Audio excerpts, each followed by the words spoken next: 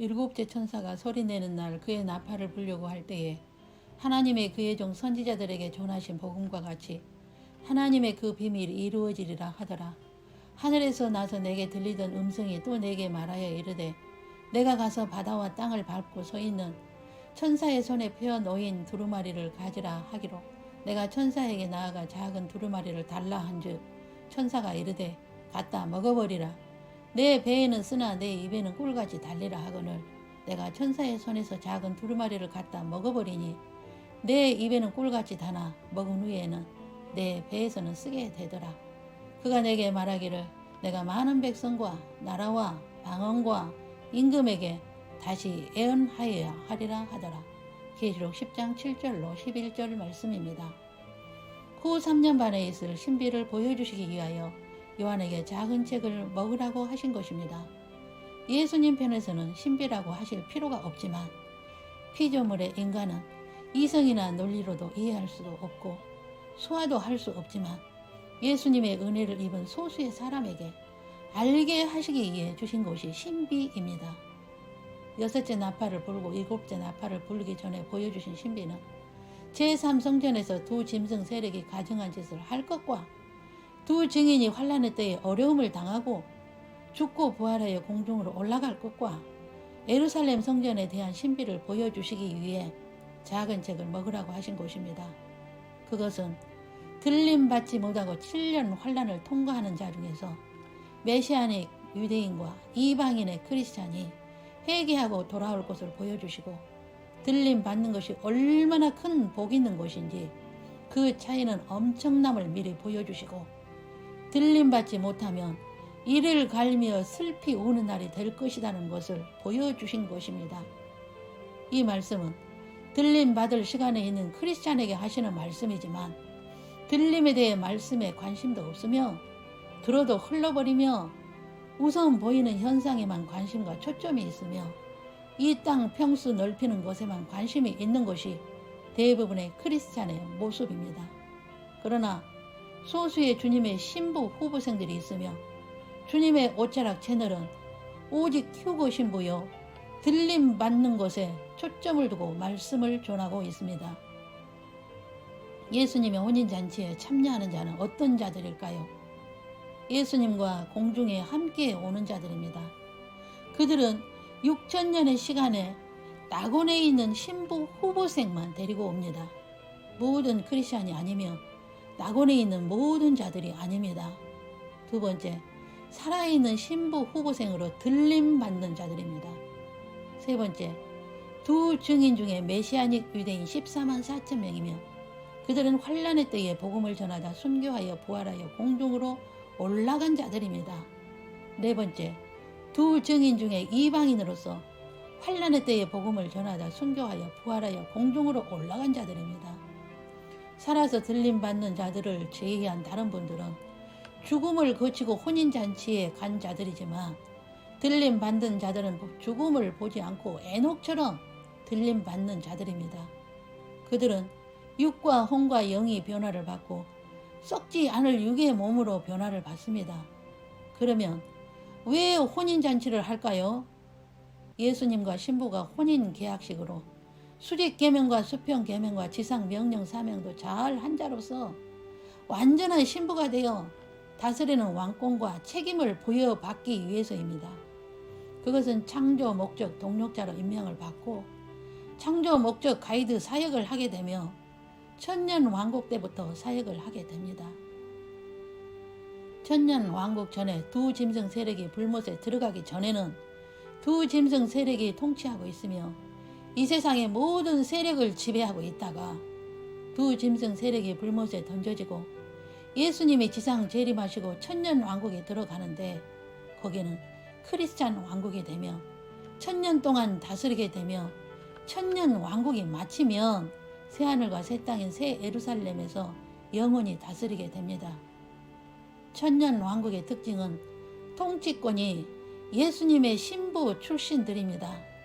그래서 공중에서 혼인잔치식을 하여 예수님의 신부로서 계층이 주어지며 각자의 직분이 주어집니다.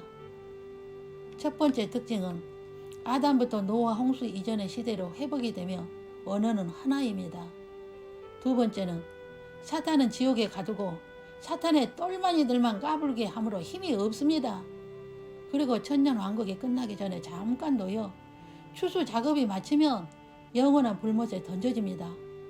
세 번째는 하나님의 자녀와 사탄의 자녀들이 공존합니다. 네 번째는 크리스찬이 통치함으로 사탄의 자녀는 힘이 없습니다. 다섯째는 음식은 채식을 합니다. 여섯째는 천년씩 사는 장수 시대입니다. 일곱 번째는 여자가 해산 시에 상고가 없습니다.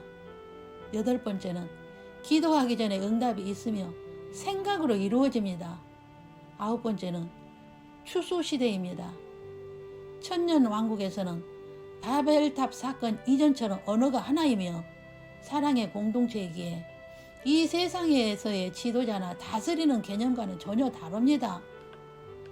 요한에게 예수님은 이 신비를 보여주시고 깨닫게 하시기 위해 작은 책을 먹으라 하신 것입니다.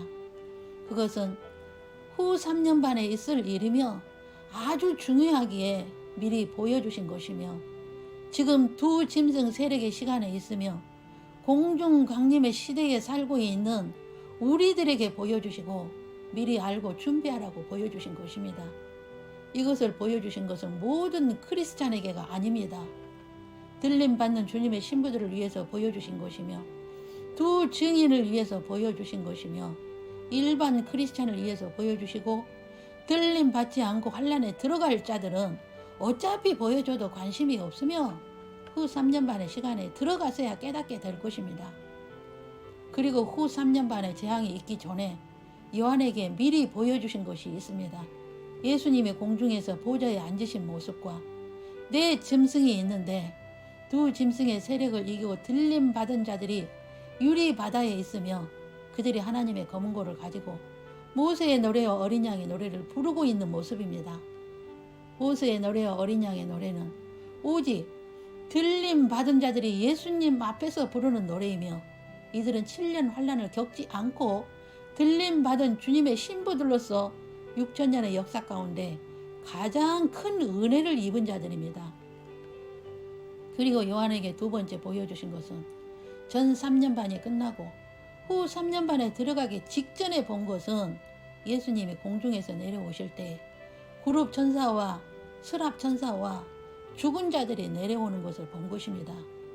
그리고 소수의 신부들이 살아서 들림받고 두 증인이 7년 동안 고생하다 혼인잔치에서 만나는 모습입니다.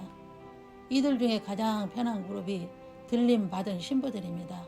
이들은 짐승과 그의 우상과 그의 이름의 수를 이기고 벗어난 자들이라고 계시록 15장 2절에서 말씀합니다.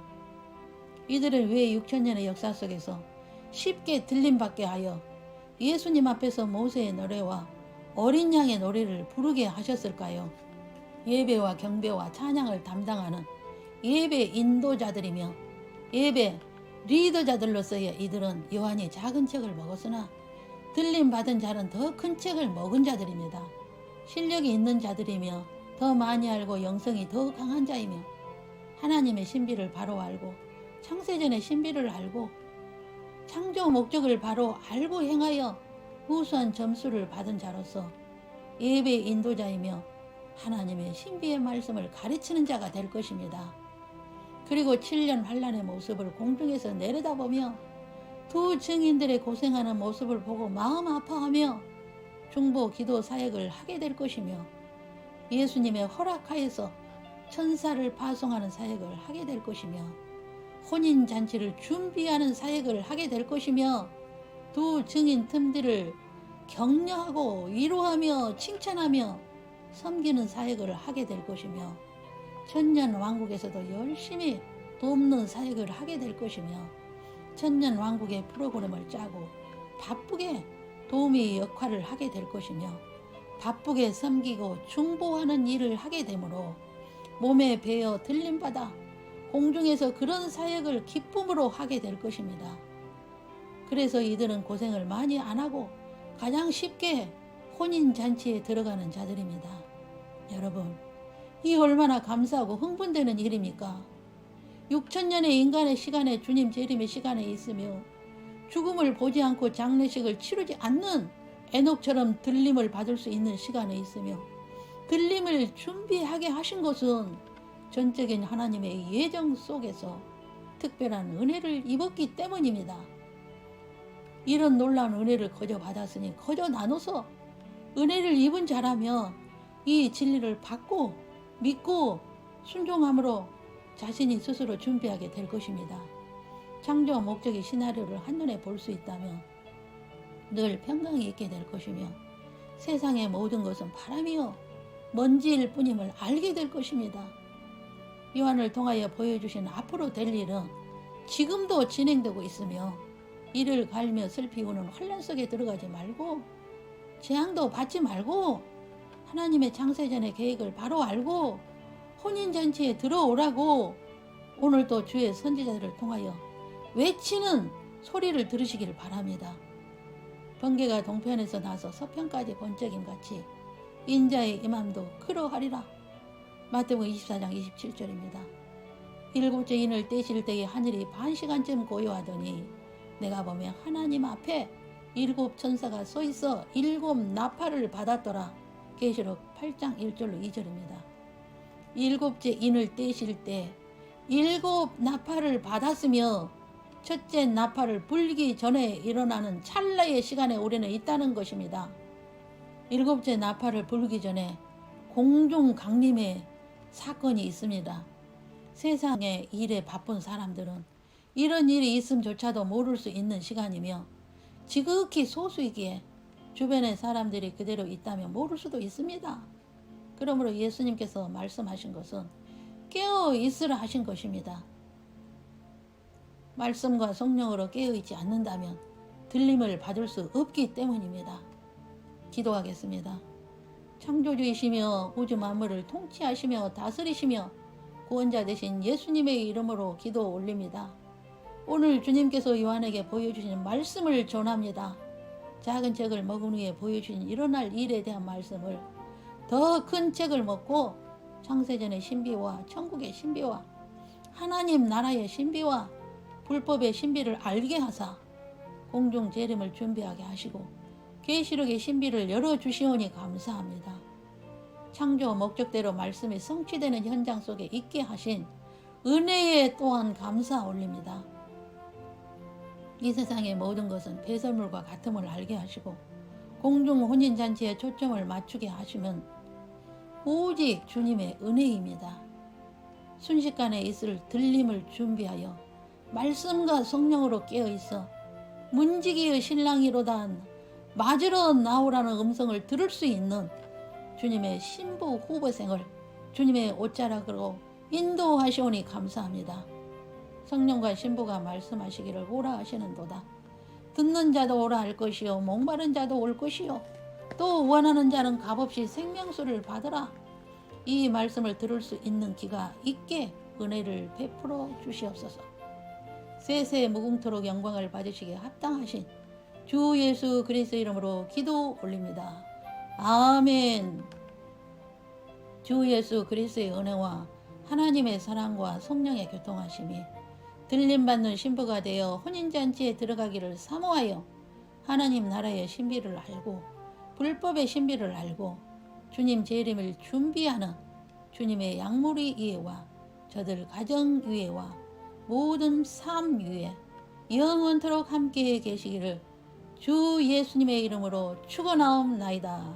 아멘.